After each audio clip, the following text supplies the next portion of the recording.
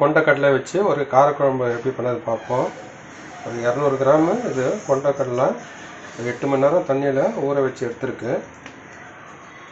கொஞ்சமாக கடுகு, ஒரு 1/4 டீஸ்பூன் சீரகம், 1/2 டீஸ்பூன் சோம்பு, கொஞ்சமாக கருவேப்பிலை, வீட்டு மிளகாத்தூள், மஞ்சள் தூள், 2 மீடியம் சைஸ் தக்காளியை பொடியாக கட் பண்ணி வச்சுக்கோங்க.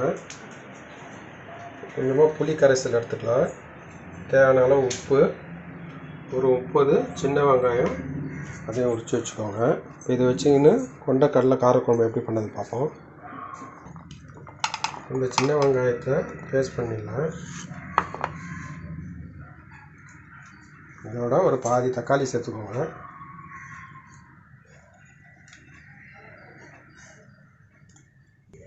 ஒரு பேன் சூடு பண்ணிக்கோங்க. அதான் ஒரு 3 டீஸ்பூன்னு கடலெண்ணெய் எடுத்துக்கோங்க. கடுகு, சீரகம், சோம்பு அதை சேர்த்துடலாம்.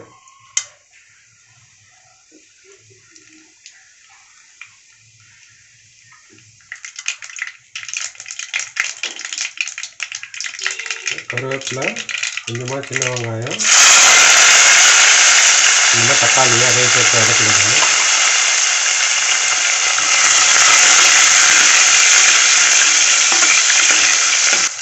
அரைச்சி வச்ச பேஸ்ட் அதையும் சேர்த்துக்கலாம்.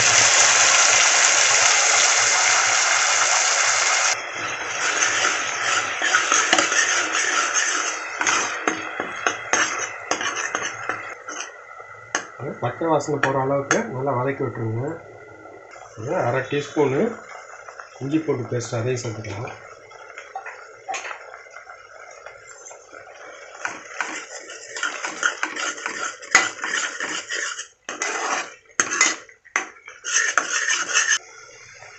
வீட்டு மிளகாத்தூள் சேர்த்துக்கலாம்.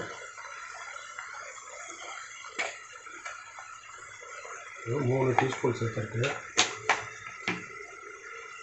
கொஞ்சமாக மஞ்சத்தூள்,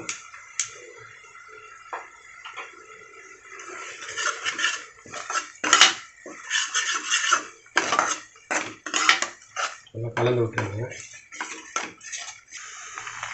கொண்டக்கடலை அதை சேர்த்துக்கலாம்.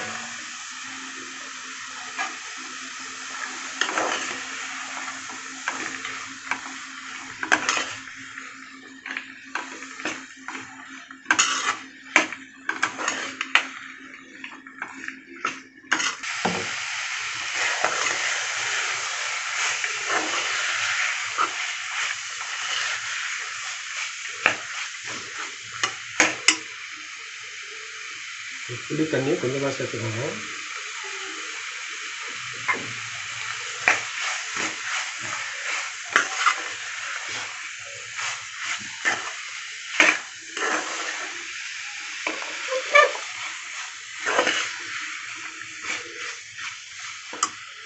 தேவையான உப்பு சேர்த்துக்கோங்க.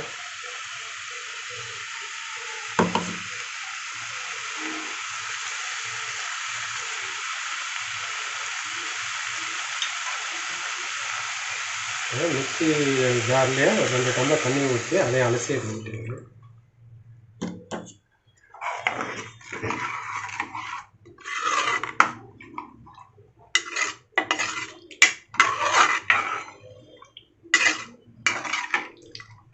நம்ம கலந்து விட்டு மூடி போட்டு வேக வச்சிடலாம். குழம்பு கொதி வந்த அப்புறமா மூடி போட்டு ஒரு 4 விசில் இல்லை 5 விசில் வச்சு குக்கர் ஆஃப் பண்ணிடலாம். 5 விசில் குக்கர் ஆஃப் பண்ணி ஒரு 15 நிமிஷம் ஆகிடுச்சு. இப்போ திறந்து பார்த்துடலாம். நல்லா எண்ணெய் மேலே பிரிஞ்சு வந்திருக்கு. இது பூண்டு போடாமல் பண்ண காரக்குழம்பு. அதனால நீங்கள் பூண்டு சேர்த்துக்கோங்க.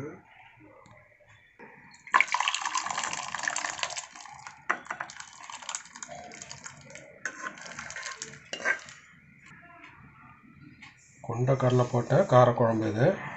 பேச்சுலர்ஸ்க்கெல்லாம் சீக்கிரமாக பண்ணுறதுக்கு இது உபயோகமாக இருக்கும். நீங்களும் ட்ரை பண்ணி பாருங்கள்.